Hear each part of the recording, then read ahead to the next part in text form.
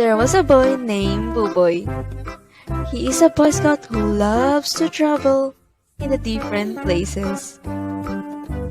One day, Buboy was walking around the forest. Then suddenly, he heard something. A strange noise coming from somewhere. Buboy saw the dog fainting on the ground, still whimpering, seeking for help. Buboy saw a one-eyed blind dog. It was whimpering and looks very exhausted. Then, Buboy treated the wounds and adopted the dog. He named it Happy. They have a strong bond together.